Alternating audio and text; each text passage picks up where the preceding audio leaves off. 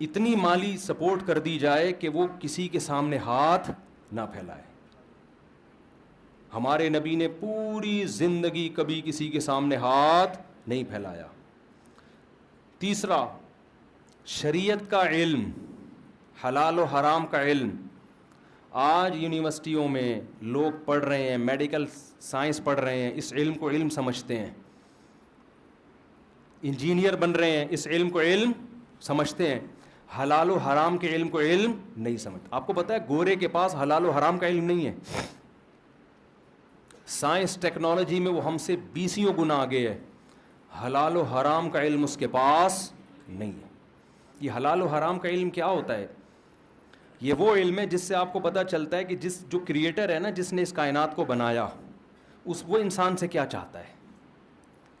کون سے کام ایسے ہیں جن کے کرنے سے وہ خوش ہوتا ہے، کون سے کام ایسے ہیں جن کے کرنے سے وہ ناراض ہوتا ہے. غیر مسلم جب کوئی چیز کھائے گا تو وہ یہ دیکھے گا کہ اس میں پروٹین ہے یا نہیں ہے، یہ ٹیسٹی ہے یا نہیں ہے، یہ میری صحت کے لیے نقصان دہ ہے یا مفید ہے. وہ یہ نہیں دیکھتا کہ یہ پاک ہے یا ناپاک. وہ دیکھتا ہے یہ پاک اور ناپاک، حلال حرام ان کے ہاں یہ کوئی ڈیفینیشن ہے ہی نہیں. چائنا والے کتے کیوں کھاتے ہیں؟ بھائی پروٹین ہے، کتے میں بھی وہی پروٹین ہوتے ہیں، گائے میں ہوتے ہیں، ہو سکتا ہے تھوڑے زیادہ ہی ہوں. بلی بھی کھا جاتے ہیں، کتے بھی کھا جاتے ہیں، خنزیر بھی کھا جاتے ہیں، سب کچھ کھا جاتے ہیں. آپ کہتے ہیں ان کی باڈی سے اسمیل آتی ہے کتوں کی، آپ کو آتی ہے ان کو نہیں آتی. خود کتے کو اپنی باڈی سے اسمیل آتی ہے؟ تو جو کتے کھا کھا کے کھاتا ہی رہے گا اس کو تھوڑی آئے گی اسمیل. تو اللہ کی نظر میں سب سے مقدس علم کون سا ہے؟ حلال اور حرام. کیوں؟ اس کی دلیل کیا ہے، وجہ کیا ہے، اس کی عقلی وجہ کیا ہے؟ انسان کو انسان کا بچہ بنانے کے لیے صرف حلال و حرام کا علم ہی ہے جو انسان کو انسان کا انسان بناتا ہے، مہذب انسان.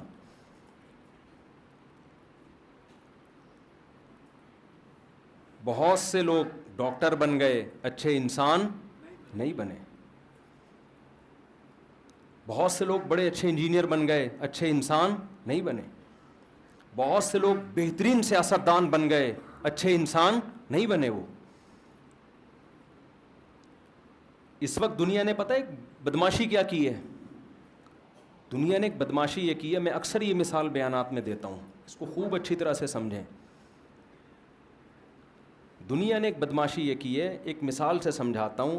محلے میں ایک آدمی جس کی بڑی عزت ہو، بڑی دولت، بڑی عزت، علاقے کا ناظم بھی وہی ہے، لوگوں کو تہذیب سکھا رہا ہے بیٹھ کے. آپ لوگ کی توجہ ہے نا؟ لوگوں کو تہذیب سکھا رہا ہے. بھائی میں علاقے کا بڑا ہوں، میرے پاس پیسہ بھی ہے، میرے پاس نالج بھی ہے، سب کچھ میرے پاس ہے، لہذا تہذیب بھی کس سے سیکھو؟ مجھ سے سیکھو. اچھا میں ہوں، لیڈر میں ہوں. لوگ دیکھتے ہیں نا لیڈر تہذیب یافتہ ہو، لیڈر بھی میں ہوں، اچھا بھی میں ہوں، لیکن سٹے لگاتا ہے بیٹھ کے، چرس پیتا ہے. ایک دن آپ نے دیکھا کیا کر رہا ہے؟ یار بول لو کیا ہو گیا؟ پائپ کے اندر بیٹھا ہوا کیا کر رہا ہے؟ چرس پی رہا ہے. اور گانا گا رہا ہے میں پائپ کے منہ میں ہوں، میرے منہ میں پائپ ہے، منہ میں بھی پائپ ہے اور خود بھی برساتی نالے میں بیٹھا ہوا ہے. ایک دن آپ نے دیکھا ہیروئن پی رہا ہے، ہیروئنچوں کے ساتھ میلے گندے کپڑوں میں بیٹھا ہوا ہے اور کیا کر رہا ہے؟ ہیروئن پی رہا ہے. ایک دن آپ نے دیکھا لڑکیوں کے ساتھ غلط تعلقات ہیں اس کے، زانی ایک نمبر کا. پھر آپ نے دیکھا لڑکوں سے بھی غلط تعلقات ہیں، لڑکوں سے بدفعلی کا عادی ہے. ایک دن آپ نے دیکھا پی بھی رہا ہے.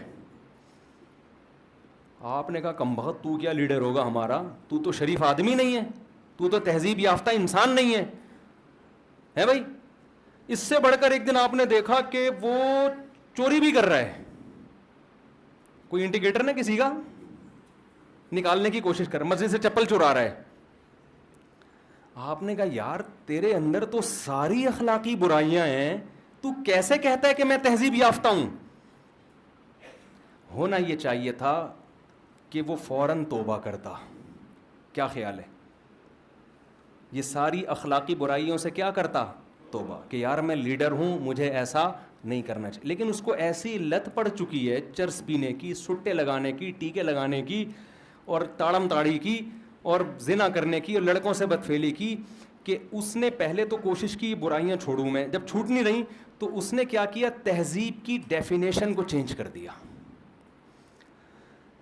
کاش یہ بات آپ کی کھوپڑی میں بیٹھ جائے. اس نے تہذیب کی ڈیفینیشن یہ چینج کی کہ یہ میرے پرسنل معاملات ہیں, میں سٹا لگاؤں, میں چرس پیوں. چرس کا نام اس نے اینٹی ڈپریشن گولی رکھ دیا, سمجھ رہے ہو, اینٹی ڈپریشن پاؤڈر. ہیروئن کا نام رکھ دیا کہ anti depression powder full power میں, ٹھیک ہے نا, high dose of anti depression. شراب کا نام اس نے رکھ دیا کچھ بھی, کوئی بھی اچھا سا نام رکھ دیا, اور اس کی بوتل بھی بڑی تمیز کی بنا دی, چمک پٹی لگا دی اس کے اوپر.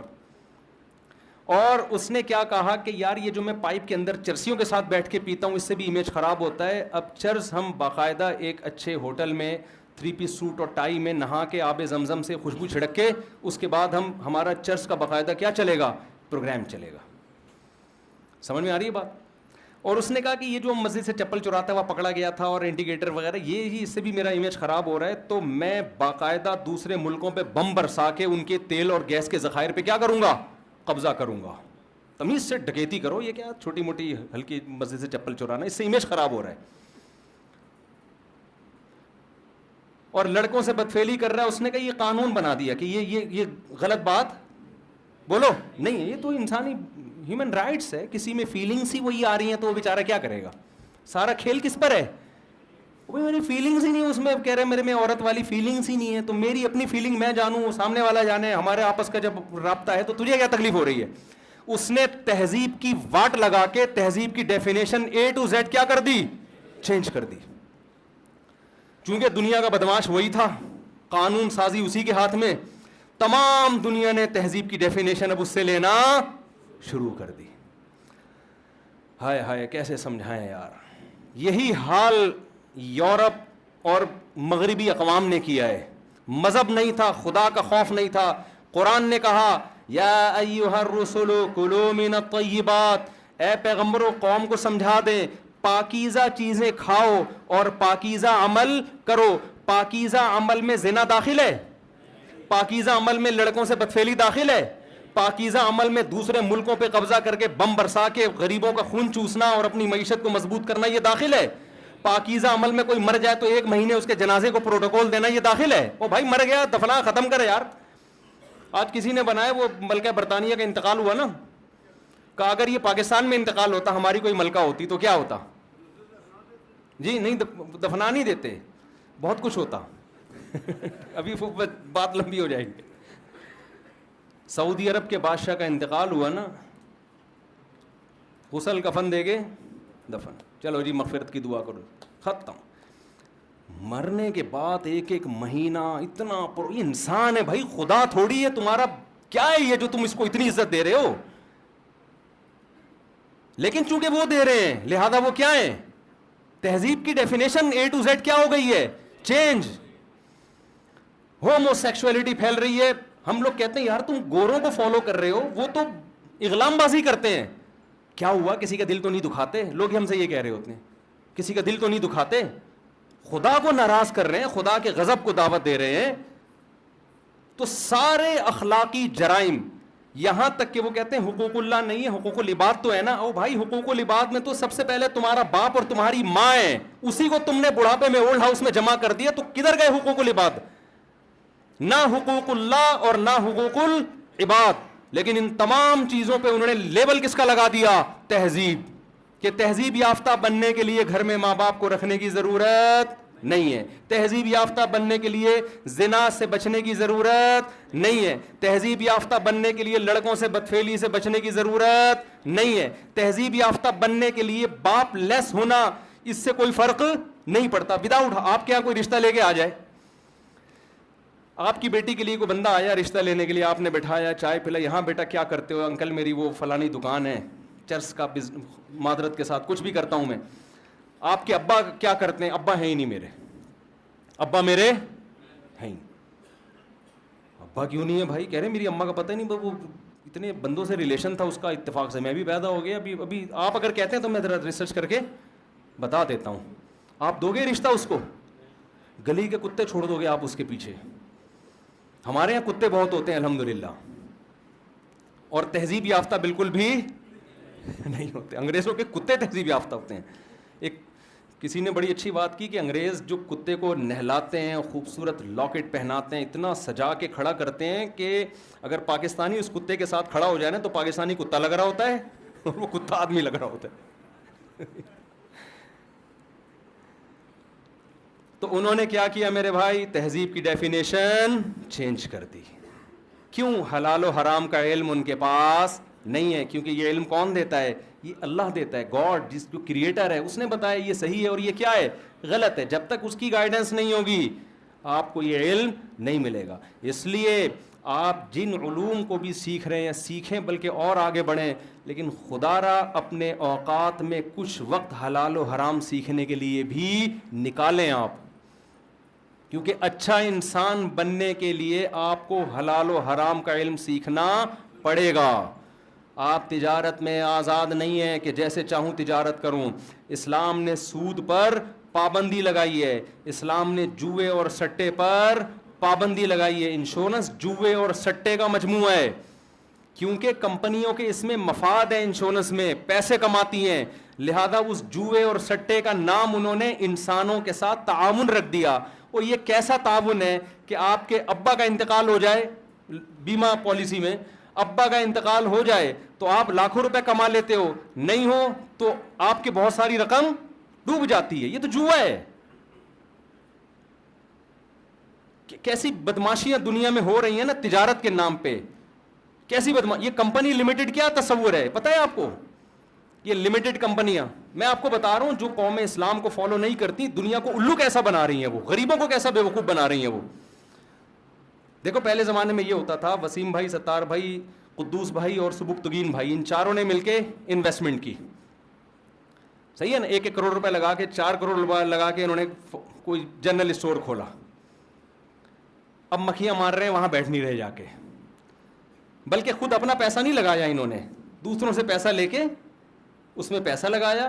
اب جنرل اسٹور میں جا کے محنت نہیں کر رہے، وہ اسٹور ہو گیا بند اور قرضہ چڑھ گیا 2 کروڑ کا. ایک مثال دے رہا ہوں، چیزیں مہنگی ہو گئی تھی.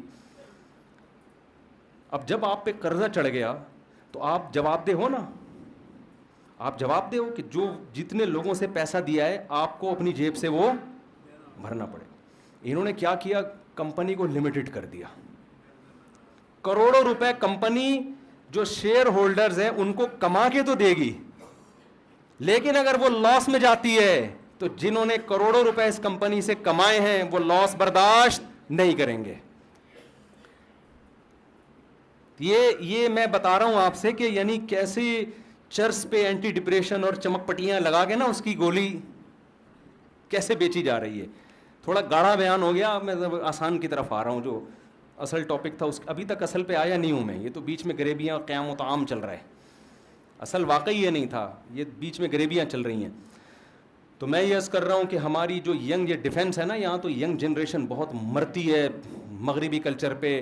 تو میرے بھائی یہ جو مغربی کلچر ہے یہ ہاتھی کے دانت دکھانے کے ہیں، خدا کی قسم کھانے کے نہیں ہیں. انگریز کے صرف تھینک یو اور ہنسنے مسکرانے پہ ہمارے یہاں گالیاں دیتے ہیں نا لوگ. خدا دیکھو عورتیں بھی انگریزوں سے متاثر ہوتی ہیں، وہ بیوی پہ کبھی ہاتھ نہیں اٹھاتے، تھینک یو سے بات شروع کرتے ہیں، تھینک یو پہ ختم کرتے ہیں، ایکسکیوز می بات پہ کر رہے ہوتے ہیں. ہمارا والا دیکھ لو، گھر میں آئے گا ایسے جیسے کوئی چنگیز خان جو ہے نا بغداد پہ حملہ کر رہا ہے. شوہر جب رات کو تھکا ہوا گھر آتا ہے یہی کیفیت ہوتی ہے، چنگیز خان آ رہا ہے. بڑا والا بیٹا آئے گا تو ہلاکو خان آ رہا ہے. تو خواتین کہتی ہیں یہ دیکھو وہ ایک غیر مسلم کتنے اچھے اخلاق، اور یہ مسلمان ہے. انگریز کا اپنی بیوی پہ ایک دھیلا بھی خرچہ نہیں ہوتا، اس نے تھینک یو ہی کرنا ہے، اور کیا کرے گا وہ بیٹھ کے. اگر آپ کی بیوی متاثر ہے نا مغربی کلچر سے، اس کو بولو گا بیگم آج سے گیس کا بل آدھا تم دو گی آدھا میں دوں گا، مکان کا رینٹ آدھا تم دو گی آدھا میں دوں گا، بچوں کی اسکول کی فیسیں آدھے تم آدھے میں، اپنا خرچہ میں تمہارا خرچہ تم. ایک پیالی چائے بھی پیو گی تو تم اپنی خرچے پہ پیو گی.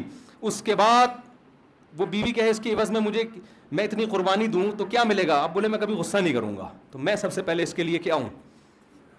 تیار ہوں. کیا خیال ہے؟ تھینک یو بھی زندگی جب دے لے گا تیرے ذمے کچھ کام ہی نہیں ہے، تو نے تھینک یو کے علاوہ کرنا کیا ہے تو نے؟